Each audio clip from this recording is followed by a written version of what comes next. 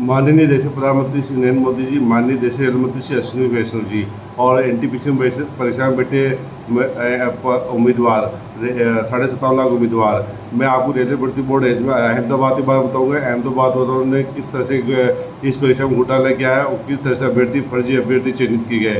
इस परीक्षा में अहमदाबाद जोन में कुल 1024 पद थे। इन 1024 पद में 20 गुना उम्मीदवार 20,480 उम्मीदवार चयन किया गया। कुल आवेदन 4,61,777 आवेदन आए थे अहमदाबाद जोन में और इनमें से कुल उपस्थित उम्मीदवार थे 1,27,532, यानी करीब 40% उम्मीदवार ही एग्जाम देना गया। अब इनका हम औसत उम्मीदवार निकालेंगे तो 1,27,532 उम्मीदवार में जब हम 20,480 का भाग लगाएंगे तो हम पाएंगे 9 औसत उम्मीदवार थे। इनमें से भी 2-3 उम्मीदवार मिनिमम कट ऑफ नहीं ले पाएंगे, तो उम्मीदवार काफ़ी कम थे, पर कट ऑफ इनका ही था।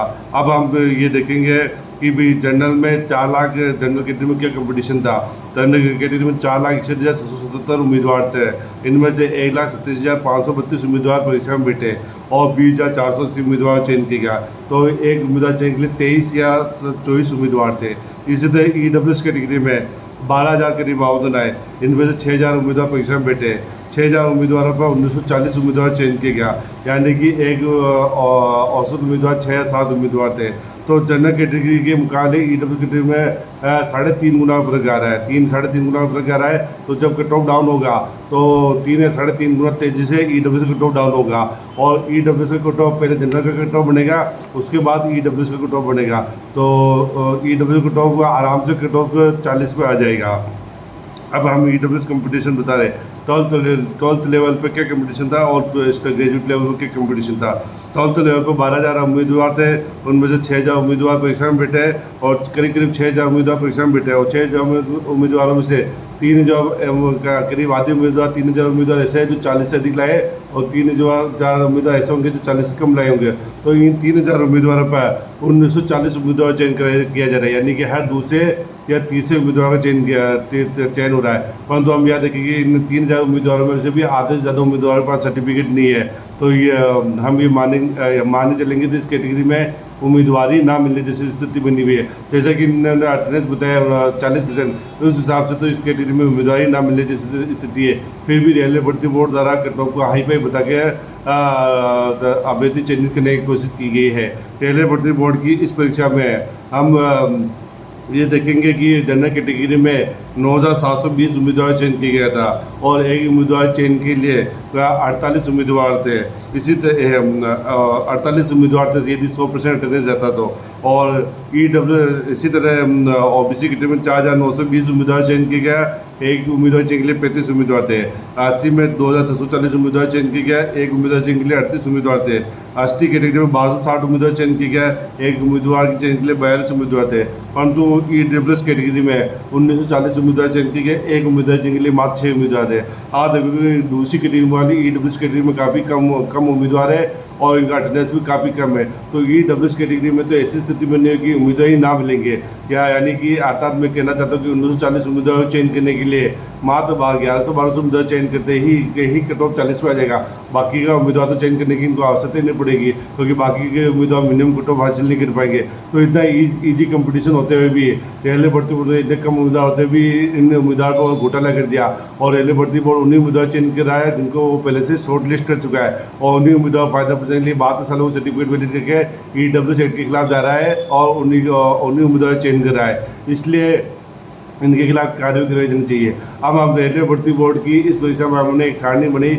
इस सारणी में देखेंगे कि प्रत्येक रिवाइज रिजल्ट में हमने माना कि आधी उम्मीदवार पहले सेलेक्ट की गई, आधी उम्मीदवार बाद में सेलेक्ट की गई। 1% डाउन होने कट ऑफ कितना लेवल 2 में कितना उम्मीदवार चेंज पड़ी। तो हम देखेंगे कि जनरल कैटेगरी में 1% डाउन होने उम्मीदवार ज़्यादा आवश्यकता पड़ी और EWS कैटेगरी में कम उम्मीदवार की आवश्यकता पड़ी।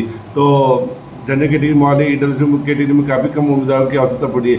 इस हिसाब से EWS कट ऑफ आराम से 40 पे आ सकता है, परंतु 40 पे आने ही नहीं दे गया। इसलिए हम ये कह सकते हैं आराम से कि जब EWS कैटेगरी में घोटाला हो रहा है तो बाकी कैटेगरी में भी घोटाला हो रहा है, क्योंकि उम्मीदवार इनका अटेंडेंस काफ़ी कम है, कट ऑफ हाई बताया गया है। इनकी जितने उम्मीदवार है उस हिसाब से इनका कट ऑफ तो बहुत कम रहना चाहिए, परंतु कट ऑफ हर कैटेगरी में ज़्यादा बताए जाने की कोशिश की गई है। और रेल मंत्री जी से हमारा आग्रह है कि इसके इन रेलवे भर्ती बोर्ड के खिलाफ सख्त से सख्त कार्रवाई की जाए और हम यही चाहते हैं, हमने तो कोर्ट में केस किया है, परंतु कोर्ट के जज साहब तो रेलवे भर्ती बोर्ड की सरफ चलते हैं, इसलिए हम आपसे निवेदन कर रहे हैं आप इनके खिलाफ कड़ी से कड़ी कार्रवाई की जाए। अब मैं इस केस को हाई कोर्ट में प्रस्तुत करना चाहता हूँ, परंतु पैसों की कमी होने की वजह से हम हाई कोर्ट में केस नहीं कर पा रहे, इसलिए हम सब उम्मीदवार आपस में मिलकर कंट्रीब्यूशन इकट्ठा करके हाई कोर्ट में केस करें, क्योंकि लोअर कोर्ट के जज से अपने पक्ष में फैसला करवा सकते हैं, पर हाई कोर्ट के या सुप्रीम कोर्ट के जज से हम रेलवे भर्ती बोर्ड अपने पक्ष में फैसला नहीं करवा सकते हैं। इसलिए हमें इस मामले को हाई कोर्ट सुप्रीम कोर्ट तक भी पहुंचाना होगा, क्योंकि आज यदि रेलवे भर्ती बोर्ड को नहीं रोका गया तो आने वाले समय में भी रेलवे भर्ती बोर्ड आगे साथ ऐसे ही भ्रष्टाचार करता रहेगा, क्योंकि एग्जाम लेने वाला यही रेलवे के अधिकारी है। इनके खिलाफ कार्य नहीं होगी तो आगे शुरुआत में भी कम कंपटीशन बता सकते हैं, पर कम कटो बता सकते हैं, पर लास्ट स्टेज पर आगे जाके ये गड़बड़ कर देंगे। इसलिए हमको इनके खिलाफ कार्य करवाई जानी चाहिए। अभी रेलवे भर्ती बोर्ड की जिस भी एग्जाम में 80, 85 या 90% कट ऑफ बताया जा रहा है, तो आप मान के चलिए वहाँ जरूर कुछ ना कुछ गड़बड़ होगा, क्योंकि वहाँ आप उम्मीदवार की संख्या पता करने की कोशिश कीजिएगा। यदि उम्मीदवार कम है तो कट ऑफ भी कम होगा, यदि उम्मीदवार ज़्यादा है तो कट ऑफ ज़्यादा होगा। परंतु रेलवे भर्ती बोर्ड जब जानबूझकर हाई कट ऑफ बनाता है और हाई कट ऑफ बनाकर रेलवे अनुचित रूप से छात्र चयन करता है, इसलिए हमें इन रेलवे भर्ती बोर्ड के खिलाफ कार्रवाई करवाई जानी चाहिए। और माननीय रेल मंत्री जी से हमारा निवेदन है कि इनके खिलाफ कड़ी से कड़ी कार्रवाई करें। और आज सभी उम्मीदवारों से निवेदन है कि मेरे इस स्कैनर पर अधिकारी कंट्रीब्यूशन करें, ताकि मैं शीघ्र ही इस रेलवे भर्ती बोर्ड के खिलाफ हाई कोर्ट में और सुप्रीम कोर्ट में केस कर सकूँ। केस तो मैं खुद लड़ूंगा, परंतु फाइलें जो बनानी पड़ेगी हमको वकील से ही बनानी पड़ेगी, और ऑनलाइन अपलोड करने का कार्य ये सब काम वकील ही करता है, इसलिए हमको वकील की तो आवश्यकता पड़ेगी और वकील को पेमेंट भी करना पड़ेगा, और बिना पैसे हम कोई आगे कार्य नहीं कर सकते। इसलिए आप सब उम्मीदवारों से निवेदन है कि अधिकारी कंट्रीब्यूशन करें, ताकि हम रेलवे भर्ती बोर्ड के खिलाफ हाई कोर्ट में केस करके अभी समय के 2 महीना बचा हुआ है। और आप इस वीडियो बनाने का मेरा पर्पज़ है कि आप ज़्यादा से ज़्यादा कंट्रीब्यूशन करें, ताकि हम शीघ्र ही रेलवे भर्ती बोर्ड के खिलाफ कार्य कर सकें, और इस वीडियो को रेल मंत्री जी तक भी पहुँचाएँ, ताकि रेल मंत्री जी आगे होकर ही कार्य कर लें, हमें हाई कोर्ट जाने की आवश्यकता न पड़े। धन्यवाद।